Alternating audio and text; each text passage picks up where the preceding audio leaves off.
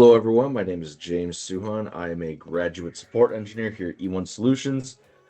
And in this video, I'm going to be breaking down just some common tips and tricks for utilizing the scheduler inside of Popdock to have your reports sent from Popdock to you via email, and so you can have them, put them wherever you need. So I'm going to go ahead. I'm over here in my Popdock sandbox. So to get to the scheduler, first off, I should put a little note. The scheduler is a premium feature here in Popdock, which if you have a premium plan, it is included in that. If you have a business plan, you can purchase it as an additional add-on to your current subscription for about an extra $100 a month, something like that. If you want more details on that, please contact our sales team. They will provide that information.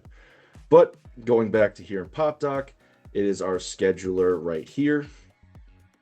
So as you can see, there are a couple scheduled jobs already built in here. We will look at this one first, my multi-email job.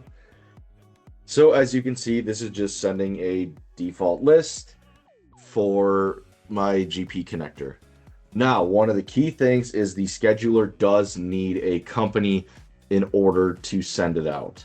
Where if you have multiple companies, this little company drop down will show up right here. Everything will be fine. You will be able to select that. Good to go. It should run off default if you have a default one selected, but you will need to do that. Now, if you only have a singular company, let me open up that connector for you.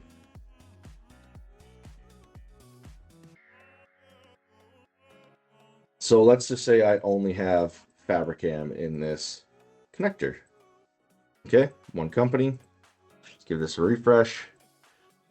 We'll go back here, we'll cancel, we'll refresh this as well. So I open this up. As you can see, there's no company drop down. Now, Popdock at this time does not implicitly pull that singular company. In this scheduled job, it does not see that there's multiple companies there. Therefore, it does not give the option, but it will not read that. So that is where if you only have the one company added into your connector, you'll want to come to your connectors here. Add a test company, anything. Just make sure you have more than one company here in your connector. Once that is done, you can go back. I'm going to refresh this so it matches up with the current state of Popdock. You can go back, and now you can see I have that company drop down. I can select Fabricam, and we're good to go. Now, next thing, we have this destination email. We can send it to a data lake if we like. 99.9% of the time, you're going to send it to an email. That is the most common use case. That is what you're going to want to do. So, and now over to the email section. As you can see, this is sending to two email addresses. My primary address here, E1, as well as a personal one that I use. So as you can see, we have our file format here. We can have it as an Excel or CSV. We can have our subject line, and we have multiple email addresses. If you want to only have one, you would just type in an email address. Once you save it up, good to go. Now, if you want a second one, the recommended method to do this that has worked for me in the past and many others is a comma and a space. So from there, now there are two email addresses set to send this email to, and it will go to both of them at the designated time. Now, in terms of the schedule, the scheduler in Popdock works differently than it does inside of Smart Connect. So for this, there are different settings. In this instance, as you can see, I have this set to run at 12:05 a.m. Monday through Friday. This is when this job sets out. Now, if I wanted to send every day, I can just check these boxes, or in our drop downs, I can have it go every single day. Or we can do select days of the month. Like if you have a payroll commissions report, something like that, and your paydays are the 1st and the 15th, you can set it to do the 1st and the 15th. Or for select days of the week, you want something to come out every Friday. Now it sends you it at every Friday.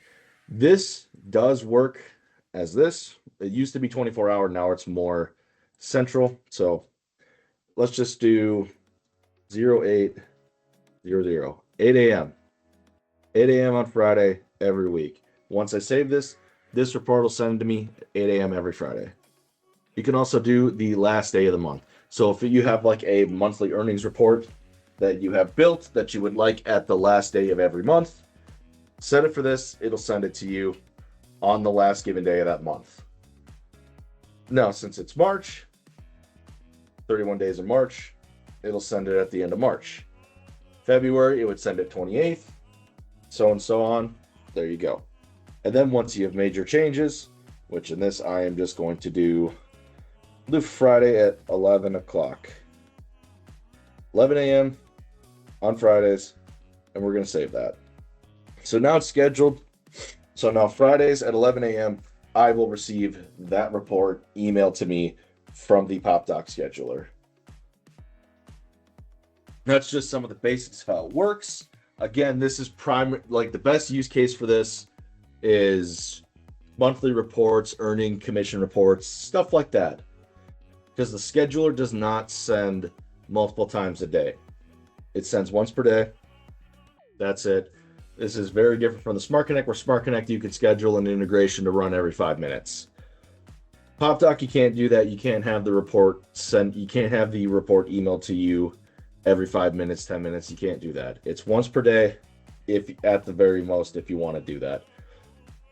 Now, if you want to build multiple schedules to send that once per day, you can. It is very much not recommended to do because it's just not very good business practice. These are reports. This is not moving data left to right. This is just sending you a report that you could look at in Popdock, all the same.